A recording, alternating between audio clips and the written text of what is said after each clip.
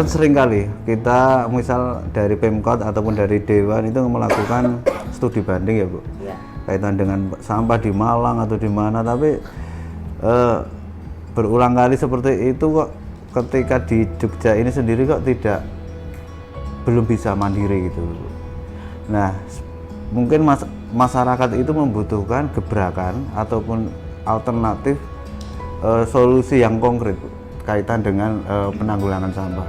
Nah, ini pertanyaannya ini Bu, ke depan itu apa? Solusinya yang mandiri itu apa? Dengar-dengar kemarin katanya sudah muncul penganggaran 16 miliar. Nah, ini memang apakah ini bukti pendekatan dari Pemkot ini benar-benar serius untuk penanggulangan sampah sehingga tahun ini ya zero sampah, nanti bersih di kota dan semua masyarakatnya tertib mengelola sampah, membuang sampah tertib gitu. Ya. Jadi 16 miliar itu anggaran yang diusulkan oleh DLH pada saat pembahasan di perubahan di Komisi C. Jadi bukan 16 miliar itu membeli karena kita juga gini, beberapa saat yang lalu kami juga studi banding ke wilayah lain melihat insenerator. DLH juga waktu itu ikut juga. Waktu itu kita pergi dengan Pansus ya Pak ya, dengan Pansus Gerakan Zero Sampah Anorganik. Nah, itu juga yang menjadi jadi masukan juga bagi kami, usulan juga apakah tidak sebaiknya kita menggunakan beralih ke teknologi untuk pengelolaan sampah gitu kan. Nah, yang 16 miliar itu bukan beli insenerator. Jadi 16 miliar itu adalah membayar gaji tenaga penyapu dan lain-lain. Karena kan penganggaran di Murni itu hanya sampai 10 bulan. Jadi yang 2 bulan ini ditambahkan di anggaran perubahan. Terus ada pembelian insenerator. Itu juga termasuk juga membuat RTHP di beberapa wilayah gitu. Jadi tuh anggarannya tuh banyak, itu kecil-kecil. Termasuk pengadaan armada. Mobil kecil ya, mobil L300 Pak. Mobil L300 untuk wilayah yang tidak bisa dilalui mobil truk yang besar. Karena memang ada keluhan masyarakat, sampah tempat kami belum diambil. Nah, kalau mobil DLH ke sana juga pasti harus bolak-balik dilansir. Nah, itu kan juga membutuhkan waktu, kan bolak-balik. Nah, makanya diusulkan juga membeli mobil seperti L300 itu, pickup sebesar L300. Jadi jangan dibayangkan gelondong gitu. Gelondong itu enggak, itu banyak sekali tuh. Jadi selain untuk itu juga untuk pemeliharaan RTHP yang ada di Kota Jogja kan cukup banyak juga. Begitu. Jadi insenerator ini salah satu usulan dari DLH yang ada di perubahan yang nanti akan ditempatkan di MITI. Nah, begitu. Pak Ferry mungkin menambahkan kaitan dengan kedepannya tuh penanganan sampah ke depan. Ya, masalah persampahan ini kita mengharapkan semua pihak itu bisa ikut serta di dalamnya dan memahami peran masing-masing itu seperti apa. Kita tidak anti dikritik, itu tidak, tapi paling enggak kita ngajak masyarakat berpikir kenapa seperti ini, kenapa seperti itu. Karena apa? Ya, kita harus paham bahwa sampah itu kewajiban dari penghasil sampah sendiri. Walaupun DLH itu melakukan penanganan pengelolaan, tetapi si sumber sampah sendiri itu juga mempunyai kontribusi. Seperti itu. Dia mau makan seperti apa, mau pakai bungkusnya seperti apa, selama itu kita masih suka memakai bahan-bahan yang langsung dibuang, ya nanti sampah tetap volumenya akan semakin tinggi seperti itu. Dan sekali lagi, ya kita harus mempunyai pemahaman bahwa ya kita harus mengurangi sampah, memilah sampah dari sumbernya. Karena apa? Kalau sampah itu tercampur, itu sudah polusinya banyak. Udah bau, pemeliharaan dump truck kita itu mahal seperti itu. Karena apa? air lindi dari sampah itu sangat korosif sekali, makanya gerobak-gerobak sampah kita itu cepat bolongnya daripada awetnya seperti itu. Mas Agung pasti pernah melihat truk sampah itu nggak ada yang bagus, pasti korosifnya cepat. Ya, karena tadi itu, karena sampah itu tercampur, makanya kalau kita mau menghemat pengelolaan sampah kita, ya sampah itu harus terpilah dulu. Kalau sampah itu terpilah, oke, nanti ini mau dilakukan pembongkosan, ini bisa dilakukan ini dan sebagainya. Apakah dengan insenerator itu menjawab? Ya, monggo kita lakukan. Ya bukan percobaan, mari kita lakukan. Apakah ini sesuai atau tidak kan seperti itu. Kalau dari apa? Karena insenerator itu walaupun kita bisa membakar sampah, tetapi ada hal yang dibuang juga, yaitu apa? Asap. Asap, ya. Polusi. Ya. Nah, apakah itu polusi atau tidak? Nah, mari kita pikirkan secara sama-sama, apakah itu polusi atau tidak, bagaimana kita menanggulanginya, kan seperti itu.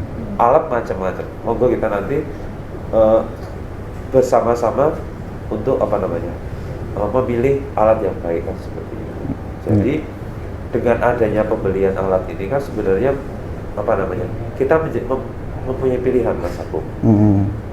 Kita mau pakai ini atau pakai dengan pemberdayaan masyarakat kan seperti itu. Karena kekuatan pemberdayaan masyarakat kota itu luar biasa, Mas Agung. Iya kan? Dari itu bisa terjalin ekonomi sirkuler. Nah, itu sebenarnya yang akan kita raih dari persampahan ini. Makanya kan ada jargon sampah membawa berkah.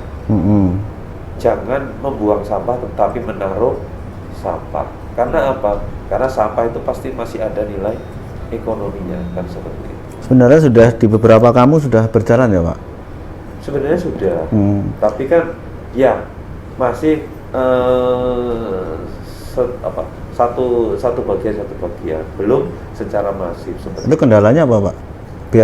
Biar menjadi lebih progresnya lebih cepat, ini meluas ke semua perkampungan gitu. Ya, sekali lagi ya mungkin ada anjuran atau mungkin ajakan secara masif di wilayah, seperti misalnya kita rapat-rapat ya, Mas Agung, Bu Riri juga di OPD di Pemkot itu sudah tidak tidak menggunakan kardus. Minum pakai gelas, itu kan sudah mengurangi plastik. Nah, bayangkan itu kalau dilakukan masif oleh seluruh kantor di kota. Sama juga kalau misalnya rapat-rapat di RT, rapat di RW itu tidak menggunakan itu hal kecil. Tetapi kalau dilaksanakan secara masif, itu edukasi yang kecil-kecil dulu, pembiasaan itu. Ya, baik.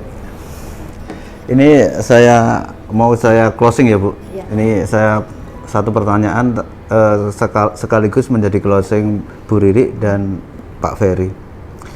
Jadi ini kan persoalan sampah itu kan sudah sekian tahun. Tapi dari sekian kali pendekatan baik dari pemerintah, program-program yang dilakukan dan juga mungkin dari kesadaran masyarakat itu kok belum bisa menemukan formulasi yang terbaik, yang efektif gitu, Bu. Terbukti sampai sekarang memang kita belum bisa secara mengkontrol secara baik atau peredaran sampah di Kota Jogja. Maksud saya gini, Bu, seiring dengan penutupan TPA Piungan ini seolah ini menjadi ujung kesempatan dari pendekatan Pemkot menyelesaikan persoalan sampah karena sudah sekian tahun. Kalau nanti ini pendekatannya ini sampai tidak efektif gitu, harapannya berjalan bagus ya, berjalan efektif, tidak efektif. Sementara ini benar-benar sudah overload. Nah, ini kini menjadi kekhawatiran semua masyarakat ya, Bu, di Kota Jogja. Nah, ini monggo, Bu, ini menjadi closing statement Ibu dan Pak Ferry, monggo. Ya, terima kasih Mas Agung. Jadi kalau kami mendorong pemerintah Kota Yogyakarta itu untuk mengelola sampah secara mandiri, artinya kedepannya tidak tergantung lagi dengan TPA Piungan, ya, gitu ya. Mandiri. Dan itu juga untuk menuju ke arah sana juga tidak mudah. Pertama, kita terbatas dengan lahan. Ya kan, untuk mengelola sampah itu butuh lahan berapa hektar. Waktu itu ada wacana emang mau membeli tanah ya Pak ya, mau membeli tanah. Ya sudah sepakat, tapi ternyata warga sekitar tidak boleh. Jadi tidak gampang untuk mencari lahan. Kedua, itu kan juga terkait anggaran. Anggarannya pasti cukup besar. Harapan kami sih nanti kalau misalnya memang ini menjadi komitmen pemerintah Kota Yogyakarta ke depannya bisa mengolah sampah secara mandiri. Selama ini kan baru ada di Nitian ya Pak ya, baru ada di Nitian dan itu masih skalanya masih kecil sekali. Nah harapan kami nanti kalau memang pemerintah Kota Yogyakarta untuk berkomitmen nih untuk mengelola sampah secara mandiri, jadi menghilangkan kekhawatiran dari masyarakat, jangan-jangan nanti berulang lagi seperti ini, karena ini kasus ini berulang. Kalau yang dulu sih mungkin hanya sehari 2 hari tidak terasa, begitu 1,5 bulan langsung kerasa ya Pak Ferry ya, wah langsung rame. Nah jadi harapan kami ke depannya pemerintah Kota Yogyakarta ini bisa mengolah sampah secara mandiri, istilahnya tidak tergantung lagi dengan TPA piungan, dan itu juga pasti kan menyangkut tanah dan lain sebagainya. Kemudian juga anggaran. Nah kalau anggaran kenapa tidak memakai Danais? Nah untuk Danais kan selama ini kan untuk sudah untuk penataan Sudirman, terus Ahmad Dahlan dan lain sebagainya. Nah ini kan sudah selesai nih. Kenapa tidak untuk mengolah sampah? Toh nanti ini pengelolaan sampah ini kan juga sebenarnya untuk menunjang pariwisata yang ada di Kota Jogja. Di mana pariwisata Jogja akan akan dilihat atau orang akan kesini lagi kalau sampahnya menumpuk di mana-mana. Sangat memungkinkan ya Bu dengan menggunakan Danais. Kalau sangat memungkinkan atau tidak ini tergantung dari pemerintah kota ya, berkomunikasi dengan provinsi. Harapan kami seperti itu. Gunakanlah anggaran Danais itu yang segitu banyaknya untuk mengolah sampah. Monggo Pak Ferry, termasuk tadi Danais juga itu Pak. Ya, kalau saya Mas Agung, apapun yang sedang kita lakukan dan kita rencanakan, saya optimis Mas Agung. Kita bisa. Bisa ya. Gitu. Terlepas nanti dari dinamika yang ada dengan kondisi sekarang yang ada, justru itu menjadi pembelajaran kita bersama. Makanya di DLH itu kami masif sekali mengedukasi warga seperti itu. Karena apa?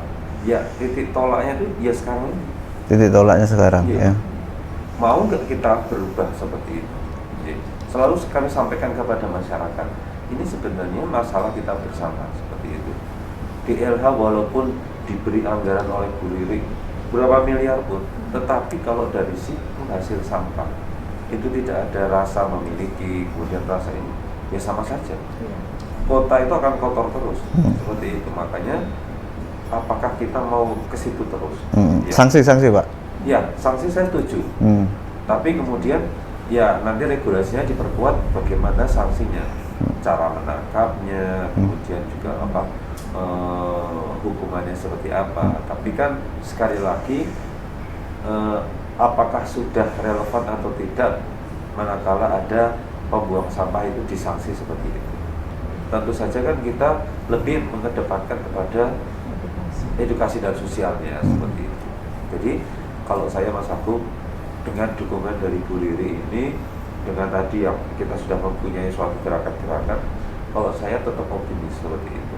Walaupun kita tidak kemudian lihat ini kok rasanya kok masih lambat sekali, ya inilah proses itu.